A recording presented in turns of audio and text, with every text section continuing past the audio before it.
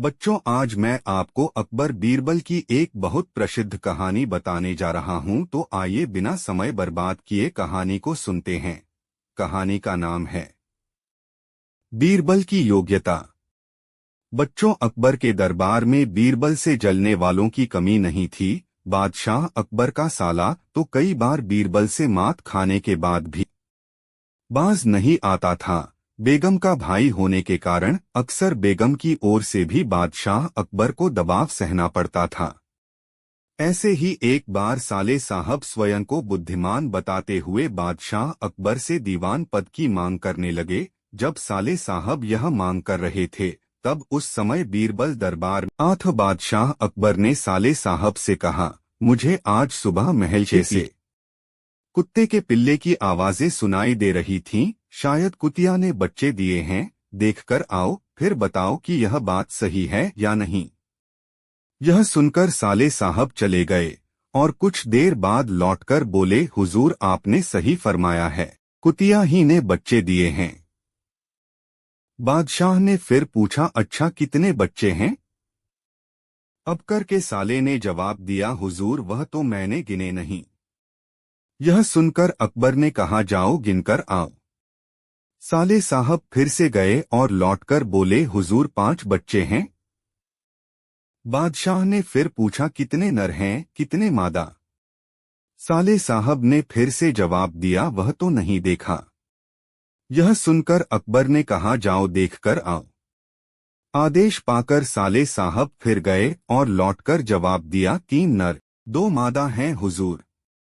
बादशाह अकबर ने फिर से पूछा, नर किस रंग के हैं? साले साहब ने फिर से जवाब दिया, हुजूर, वह देखकर अभी आता हूं। तब बादशाह ने कहा, रहने दो, बैठ जाओ। यह सुनकर साले साहब बैठ गए। कुछ देर बाद बीरबल दरबार में आए। तब बादशाह अकबर बोले, बीरबल, आज तुम सुबह महल के पीछे से पिल्लों की आवाजें आ रही हैं। शायद कुतिया ने बच्चे दिए हैं। जाओ देखकर आओ, माजरा क्या है? यह सुनकर बीरबल ने जवाब दिया, जी हुजूर। और फिर बीरबल चले गए और कुछ देर बाद लौटकर बोले, हुजूर, आपने सही फरमाया, कुतिया ने ही बच्चे दिए हैं। अकबर ने पूछा, कितने बच्चे हैं? बीरबल ने जवाब दिया, हुजूर, 5 बच्चे हैं। फिर से अकबर ने पूछा, कितने नर हैं, कितने मादा? बीरबल ने यह सुनकर तुरंत जवाब दिया, हुजूर, 3 नर हैं, 2 मादा। बादशाह फिर से पूछे, नर किस रंग के हैं? बीरबल ने जवाब दिया, 2 काले हैं, 1 बादामी है। अब बादशाह अकबर बोले, ठीक है, बैठ जाओ। और फिर बादशाह अकबर ने अपने साले की ओर देखा।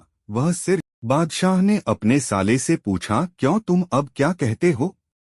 साले साहब इस प्रश्न का कोई जवाब नहीं दे सके। एक दिन बादशाह अकबर राजकाज देख रहे थे। तभी दरबान ने सूचना दी कि 2 व्यक्ति अपने झगड़े का निपटारा करवाने के लिए आना चाहते हैं। बादशाह ने दोनों को बुलवा लिया। दोनों दरबार में आ गए और बादशाह के सामने झुककर खड़े हो गए।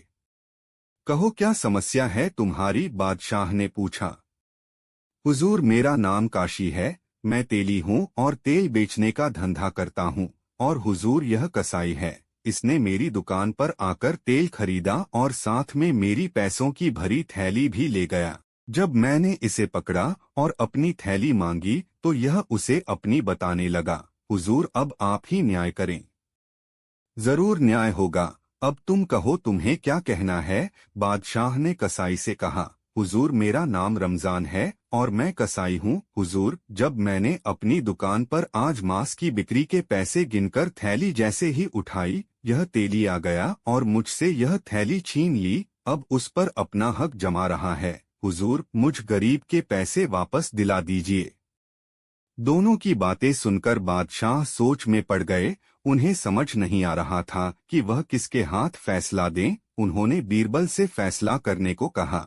बीरबल ने उससे पैसों की थैली ले ली और दोनों को कुछ देर के लिए बाहर भेज दिया। फिर बीरबल ने सेवक से एक कटोरे में पानी मंगवाया और उस थैली में से कुछ सिक्के निकालकर पानी में डाले और पानी को गौर से देखा। फिर बादशाह से कहा, हुजूर, इस पानी में सिक्के डालने से तेल का जरा सा भी अंश पानी में नहीं उभार रहा है।